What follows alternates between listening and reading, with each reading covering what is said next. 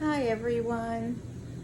It's the morning here and it is my third day in the hospital, but they call it day plus one because it's the first day after I got my stem cells. So I'm just looking over at the calendar. They've marked out that after day one, on average it takes 16 days to get out of the hospital, to get well enough to get out of the hospital. So I would have 15 more days from now until I could leave, but it all depends on the cell counts. So they check the white blood cells, the hemoglobin, and your clotting factors, those three things. And as long as those three things are good enough, you can be released. And the shortest anyone's ever done it is day plus 12, and longest, I don't know. I guess they don't want to depress us, but I've heard of people going like 20 days and things like that. What they said is going to happen is, well, first of all, I'm feeling pretty good this morning. You know, you get woken up a lot in the hospital, but I was able to get 2 solid times of sleep of more than 2 hours at solid, and then rest other times. I'm definitely going to nap today, and I'm definitely fatigued from everything that's gone on with my body. But because I was transfused yesterday with my stem cells, there was some white blood cells in there from me, and I got those, which is nice. So right now my immunity is not that low yet. What they told me is that in about 2 days I'm going to start really dropping, and my white blood cell count will go to 0.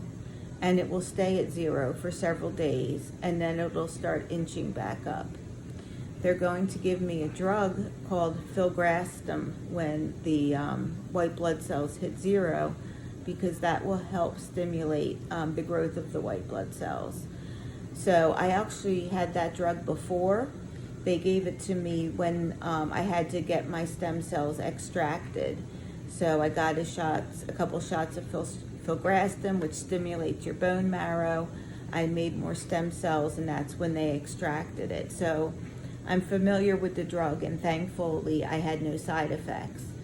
So that's a new drug that will be added into the regimen.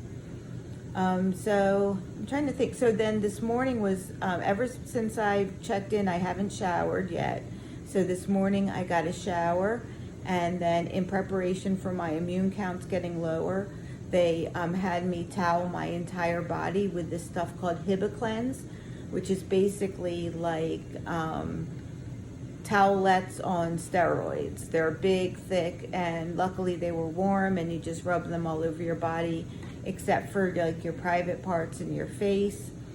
And that way the germs stay off your skin, and it reduces the risk of infection, which is like the biggest risk with this procedure is getting an infection while your white blood cells down at 0 for those days. So that's coming up, and that's going to be a real challenge for me, I'm sure, emotionally. I am taking the Valium that I got prescribed for me to help with the anxiety, and that has been very helpful. And I just gonna tell people, you know, if you're facing something like this, there is absolutely no shame in getting medicine to help you with your anxiety. In fact, it's important, because your body is not going to heal properly if you're in fight or flight.